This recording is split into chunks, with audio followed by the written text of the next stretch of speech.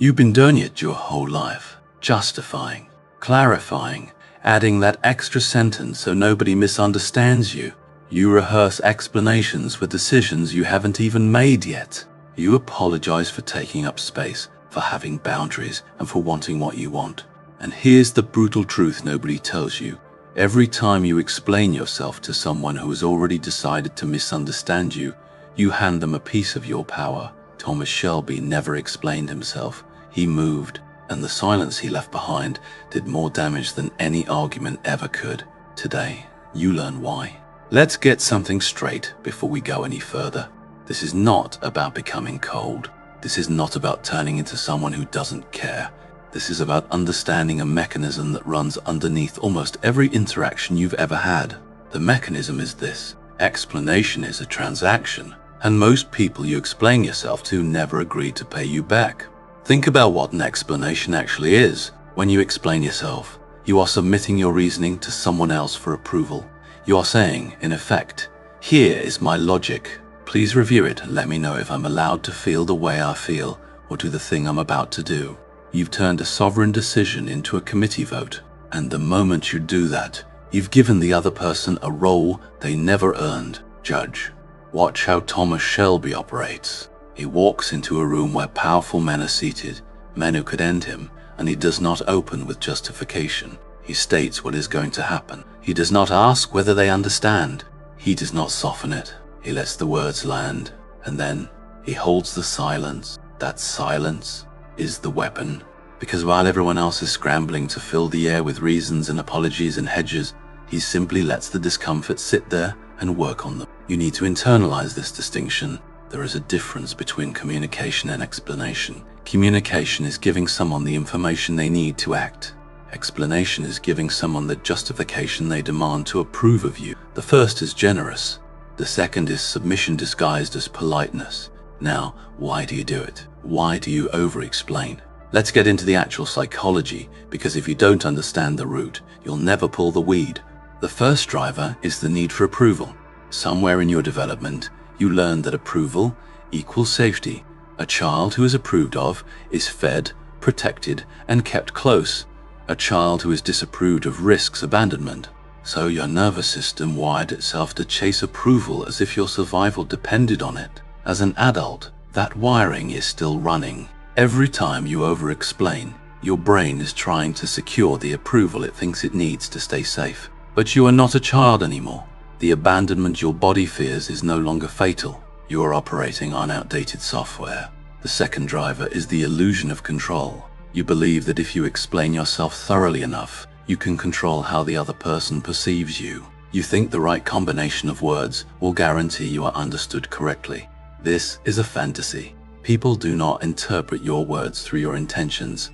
They interpret your words through their own wounds, their own assumptions, their own agendas. You cannot explain your way into someone's good opinion if they have already decided against you. The more you try, the more desperate you look, and desperation never earned anyone respect. The third driver is guilt. You feel that having a boundary, making a decision, or prioritizing yourself is somehow an offense that requires an apology. So you preemptively explain to dilute the guilt.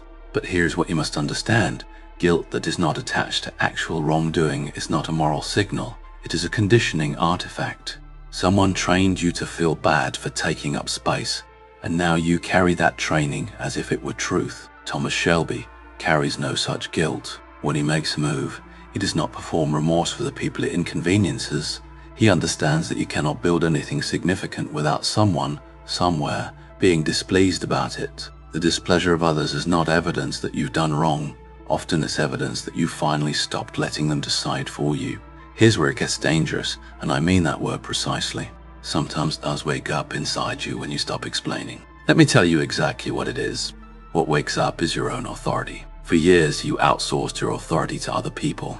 You let their reactions tell you whether your decisions were valid. You let their understanding be the prerequisite for your action.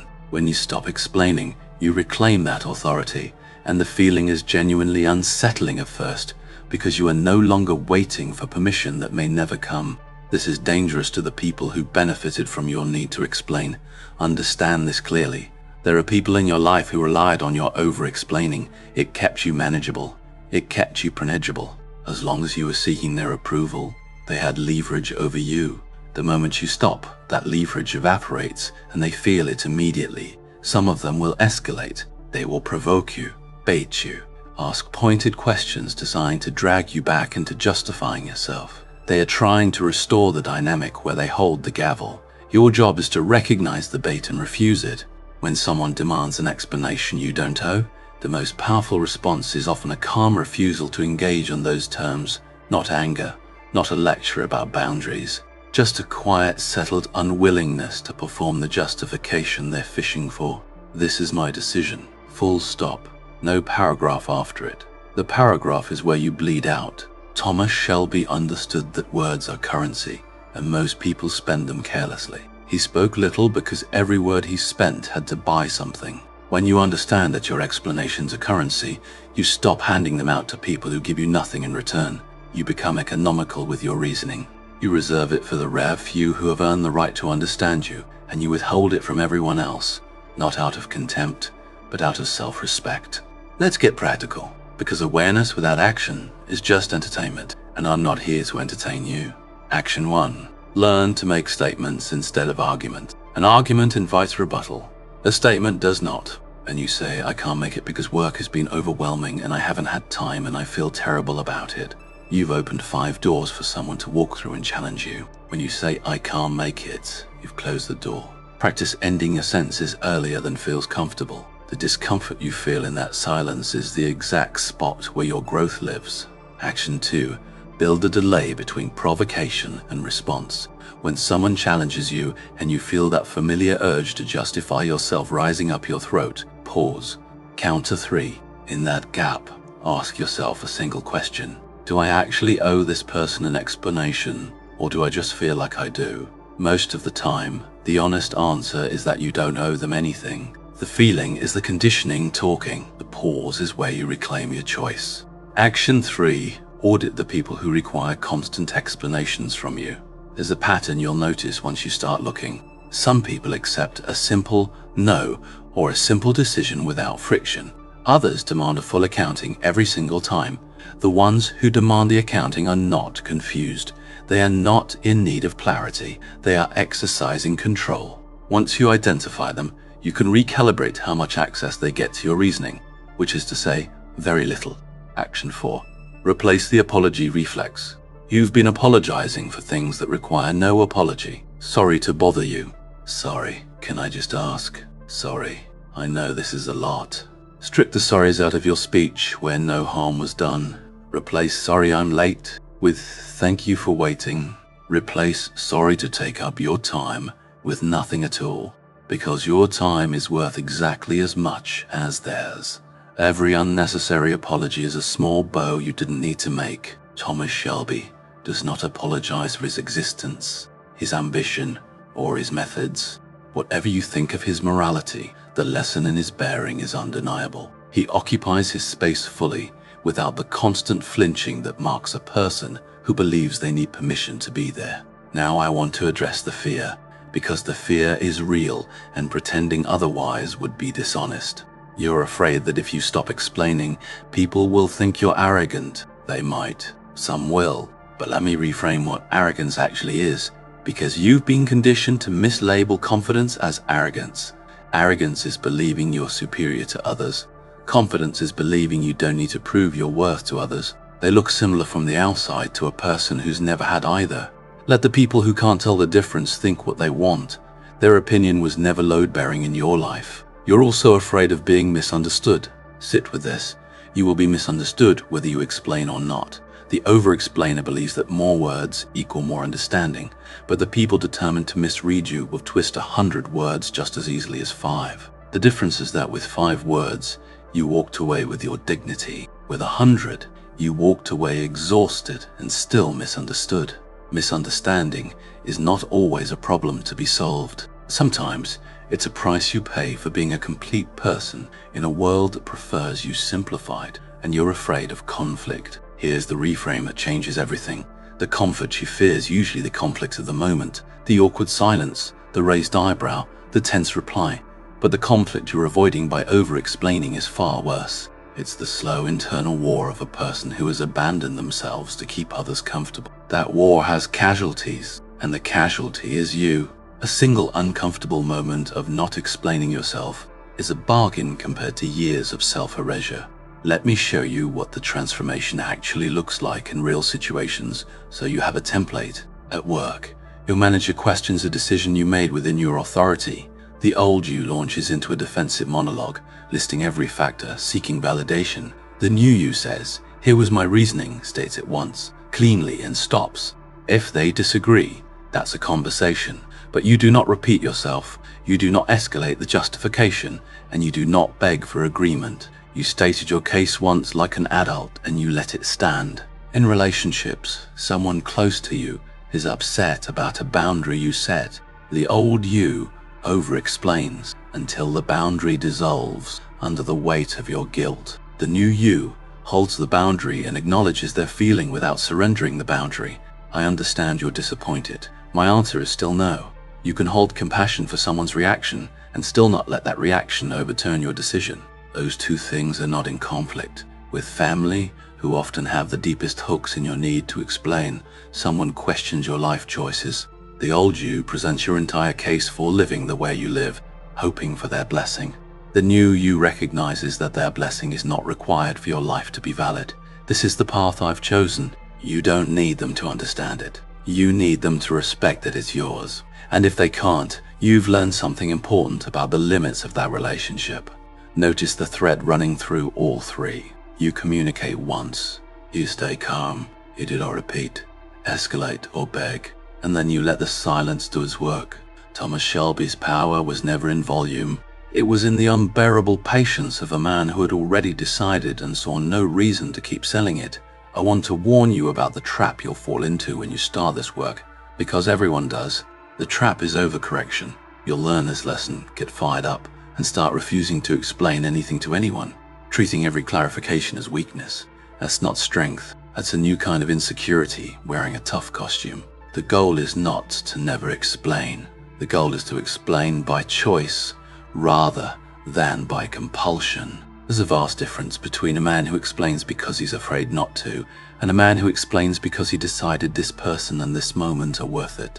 The mature version of this is discernment. You'll explain yourself to your true partner because intimacy is built on shared understanding, and that's a worthy investment. You'll explain your reasoning to a team you lead because clarity serves the mission.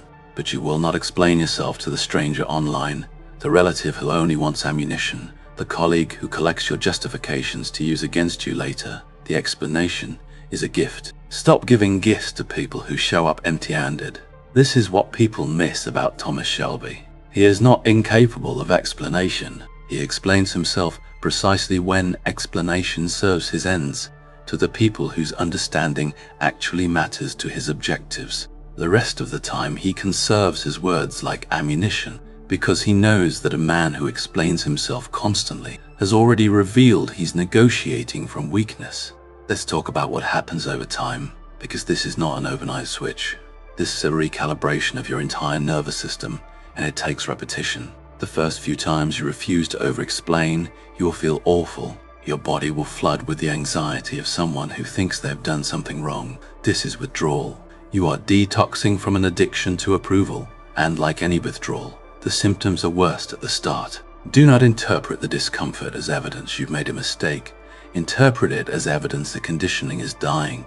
Pain during change is often the sensation of an old pattern losing its grip.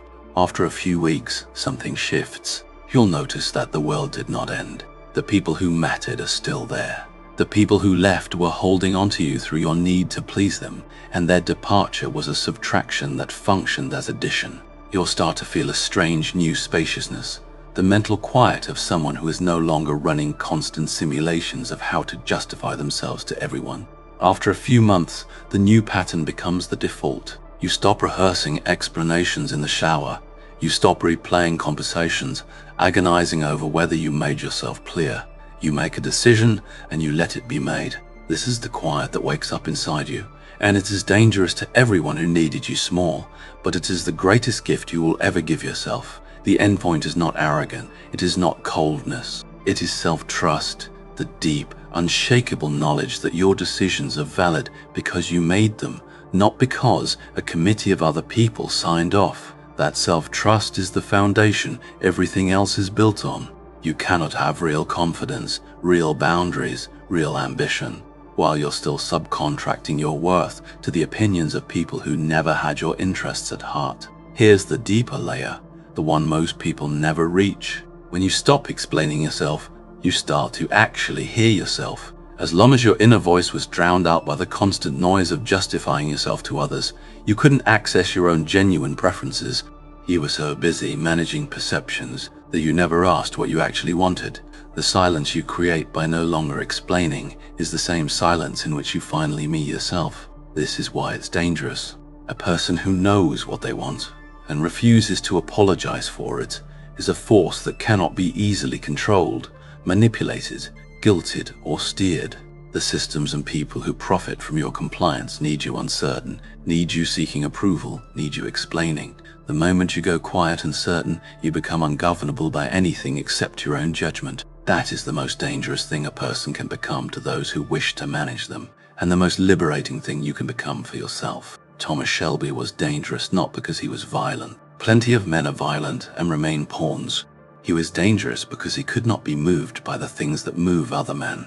He could not be shamed into submission. He could not be guilted into compliance. He had decided who he was, and no amount of disapproval could renegotiate that decision, whatever else you take from him. So let's bring it all together, because I want you to walk away with something you can actually use, not just a feeling that fades by tomorrow.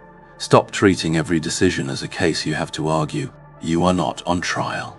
The constant low-grade defensiveness you carry is a habit, and habits can be unlearned with deliberate practice. Start making clean statements and ending them early. The silence after a statement is uncomfortable for exactly the reason it's powerful. It puts the weight back on the other person instead of keeping it on you. Notice who in your life demands constant justification and recalibrate their access to your reasoning accordingly. Not everyone has earned a window into your mind. Strip the unnecessary apologies from your speech. Everyone you remove is a small reclamation of the space you're allowed to occupy. Build the pause between provocation and response, and in that pause, ask whether you actually owe what's being demanded. Expect the withdrawal, expect the discomfort, expect some people to escalate and some to leave. None of that is evidence you're doing it wrong. All of it is evidence you're doing it at all, and through all of it, remember what you're actually after. You're not trying to become hard. You're not trying to become someone who doesn't care. You're trying to become someone whose care is not a vulnerability that others exploit, whose decisions are not auditions for approval, whose existence does not require a permission slip signed by people who never had your best interest at heart. That person is already inside you. They've been buried under years of conditioning, under 1,000 small surrenders, under the exhausting work of explaining yourself to people who decided not to understand you long before you opened your mouth. The work isn't to build that person. The work is to stop silencing them. So here is what I'll leave you with. The next time you feel that familiar pull to justify yourself, to add the extra sentence, to apologize for the space you take up, stop, feel the discomfort, and then choose the silence instead. In that silence, something will stir, something you kept locked away for far too long. It is your own authority, finally waking up. Let it. The world taught you that explaining yourself was a virtue. It was never a virtue. It was a leash. Thomas Shelby never wore one. And from this moment forward, neither do you. Stop explaining, start living, and watch what wakes up